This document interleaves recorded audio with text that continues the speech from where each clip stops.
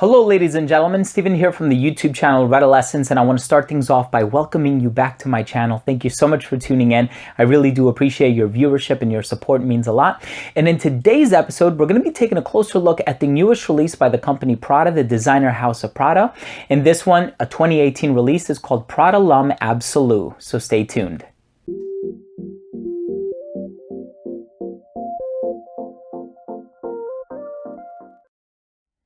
Now, a couple of years ago, Prada released Prada L'Homme. Prada L'Homme, I would say, was pretty favorably received on the market. A lot of people really liked it on account of its soapy quality that it put across. And Prada fragrances have the reputation of being quite soapy. Whether you're looking at the Infusion line or the Luna Rossa line, they're all very much bearing of that similar DNA where they utilize the note of iris, accented by some other notes, and it kind of gives off a fresh, soapy, clean aroma. And it's what I initially fell in love with when considering my admiration for the house of Prada. Sometime later, they released a heavier iteration of this scent, which is the intense version. Sometime after that, they released a lighter iteration, which had the light blue backing on the back of the bottle. And then here is the newest release, 2018, although it's not yet available in the States. And this one is called Prada L'Homme Absolu. Now, of course, as the name implies, Absolu, you think of something that's a bit richer, darker, deeper, perhaps more resinous, more fulfilled in terms of its body, its olfactory presence. And when you do look at a lot of the notes that are utilized, not just in the base, but also in the top, you have a lot of spices in there, you have cardamom, but then you also have amber as an accord that's occupying the base. And you also do have labdanum resin, which is found in some other Pradas, namely Prada Amber Pour Homme, because labdanum is used in the synthesis of an amber accord. But we'll talk about that a little bit later on in the video, and I'll also let you know how I think this ranks in terms of a 2018 release. But let's go ahead and start things off with the presentation. So the presentation for L'Homme Prada Absolu is quite nice. You have this geometric print on the top and bottom here, which is made to replicate the pattern that you see on the floor of the Prada boutique in Milan, which is really interesting. You have L'Homme Prada embossed into the sides and the back. You have all of your information on the bottom with the serial number punched into the box right above the UPC code. And that's if you're looking to authenticate your purchase. And in terms of the bottle presentation, I think the bottle is quite nice as well. It looks very similar to the other Prada bottles, with the exception that the back has that same geometric print on it. The cap clicks into place very securely. You can pick this one up from the cap, and the distribution on the atomizer is very nice. Excellent sprayer. Let's go ahead and continue with the smell. So as soon as this fragrance opens up, you are going to get a lot of that signature iris note that it's used in so many Prada fragrances. And iris as a note, it is a floral note. It's not feminine in my opinion. I think there are a lot of florals that are not feminine, iris being one of them, rose being another one. Iris kind of gives off the smell of lipstick, but it can also convey a very clean and soapy aroma. And in my opinion, that's what Prada fragrances do, and they do quite well. Now this one, like I said before, it does have that signature of the perfumer Daniela Andrié, who's actually the in-house perfumer for the House of Prada, and it puts it in the same family as other Prada fragrances. So whether you're looking at the Infusion line, the Luna Rossa line, they all have the note of iris. And I think whenever you do walk into a department store, I know one of the narratives of sales associates is this fragrance smells fresh and clean. This fragrance smells fresh and clean. This is one that quite literally smells clean because it smells soapy. And so that's one of the things that I really liked about the Prada house when I first delved into it. And I started to explore many of their offerings. And among the first that I purchased were Amber Pour Homme and Infusion D'Homme. And then of course, then I started to delve into a lot of the other flankers like Infusion d'Iris, Infusion de Tuberose, Infusion de Vetiver. And I really like that soapy clean quality. And so when the original came out and they seemed to, I guess momentarily did away with the Infusion line, I was a little bit disappointed because I thought that this one doesn't really hold a candle to the original Infusion D'Homme in sort of conveying this really sort of expensive hotel bar of soap aroma. Now, I did mention earlier on in the video that the original Prada L'Homme was pretty favorably received, and I do to this day co-sign that. I think there are a lot of people out there that enjoy it for the smell. It's very easy to wear, it's very approachable, and it just conveys a sense of cleanliness, and I don't think there's anything wrong with that. There's never a bad time to smell clean. I think this one, of course, adds a little bit of the spices that I think would appeal to Eastern sentiments, but it also has that Western wearability. It's very weird. But it does have the cardamom in here. It has a lot of these Oriental notes in here. It has a lot of the resins, the amber, the labdanum. And I think one thing that people will really gravitate towards, is the resemblance that it bears to the original. I think that the average passerby will smell this and think that it's the original, because this one, although it is a deviation from the original in terms of not fully reinventing the smell profile, but the note breakdown, which is mostly used for marketing, I think a lot of people will smell this and say, oh wow, this is definitely a Prada L'Homme fragrance. There's no question as to what collection it would fall into. So if you had somebody smell this and say, okay, I'm gonna have you smell this blindly, tell me, what collection do you think this falls into? Do you think it falls in the Luna Rossa collection, the Infusion collection, or the Prada L'Homme collection? There's so much of the original DNA in here that it's unquestionably a Prada L'Homme flanker. The thing that I like about this one, though, is that it does have that cardamom note, and it enriches the composition in such an oriental and mystical sort of way. But it doesn't smell like other cardamom-based scents that you probably are familiar with on the designer side of retail. And so I'm talking about like La Nuit de l'Homme by Yves Saint Laurent. Although I do think that they both have this sort of powdery quality about them, not overly so. And that's a good thing, because I know powdery is a turnoff for a lot of people. But I do think that it adds enough of a personality and complexity to the scent that it might make it interesting enough for somebody who just didn't want something that was very kind of plain and simple, but something that challenged them a little bit, something that was a little bit more complicated, a little bit more complex, something that you had to dig a little bit deeper in order to unearth or fully discover. And I think that this one does quite do that. For me, on a personal level, though, if you've watched my review of the original Prada L'Homme, you know that I'm not a huge fan of it. And I think that that's because I love the original Infusion D'Homme so much.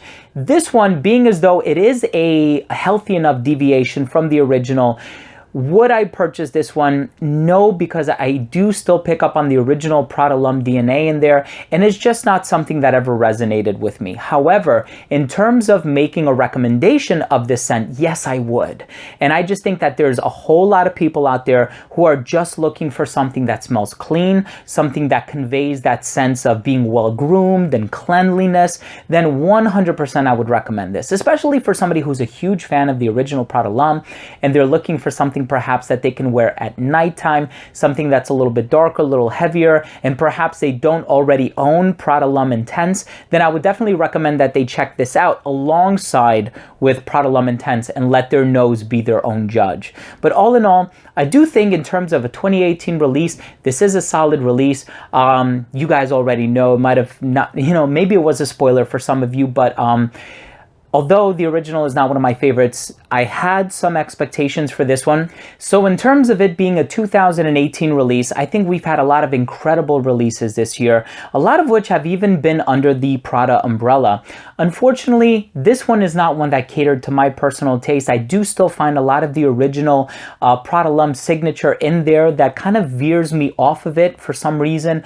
But I am not denying the fact that I would certainly recommend this to somebody who's looking for something that's different enough, something that has a little bit of that original DNA that they've fallen in love with, but something that they can wear for slightly different occasions and maybe even perhaps a slightly different season, as long as it's not too much of a disparity in terms of the temperature difference. But all in all, solid release. Some of the ones I would still probably pick before this one would be Azzaro Wanted by Night, Tom Ford's Ombre Leather. Believe it or not, even the new Shawn Mendes is really good. If you haven't tried it yet, I would recommend that you do so. But all in all, solid release, and I think I might even like the other Prada Luna Rossa Black a little bit more than this one.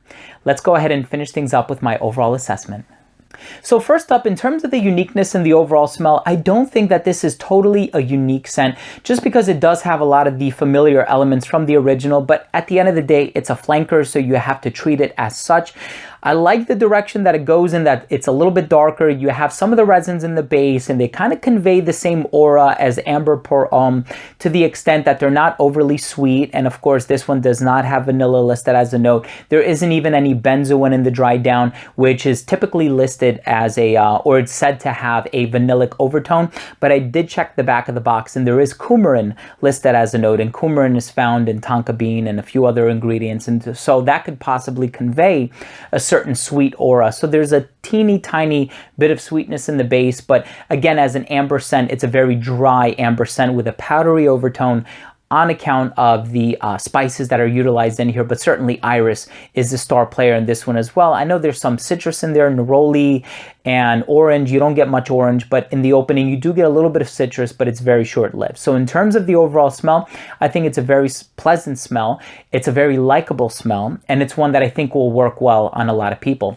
In terms of the longevity, I think the longevity on this one is actually quite decent. I got about 7 to 8 hours from it. Now, in terms of projection for this scent, I do have to be honest, it only radiated within an elbow's length, so it wasn't ultra loud. It projected for a good solid, I want to say 3 hours or so, and then it did start to sit a little bit closer to the skin. But I want to say for 3 hours, that's actually not that bad. It was perceivable. Now, of course, I did get slightly better projection from the original, but I think the original had a lot more of that citrus going on, and there are a lot more of those volatile notes that really allowed the fragrance to be diffusive and ethereal.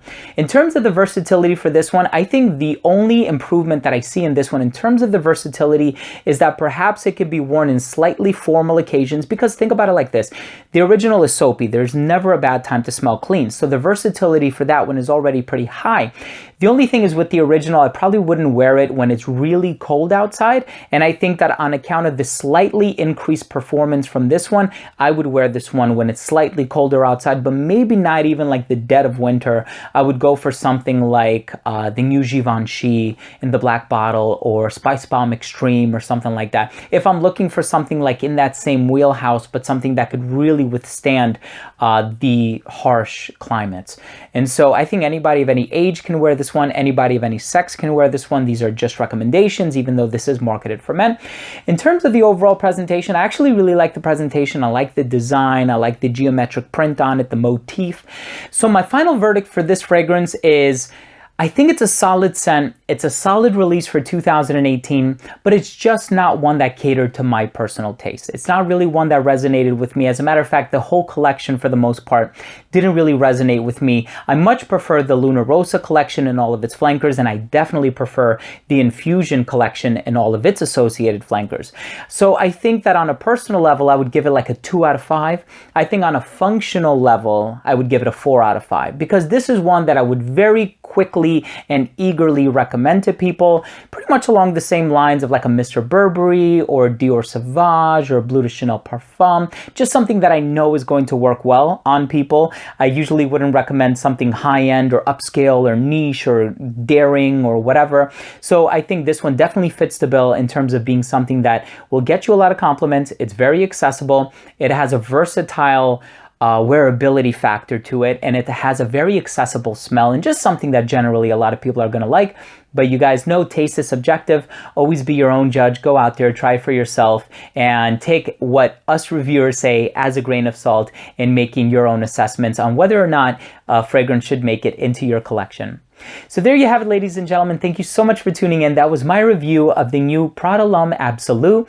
If you own or have tried this fragrance, please let me know what you think. Leave a comment down below. Also, please don't forget to subscribe for future videos. And of course, that includes reviews just like this one, top 10s, giveaways, unboxings, special guests, interviews, and a whole lot of other fragrance-related content. Thanks again for watching. I love you guys. We'll see you in the next episode. Bye.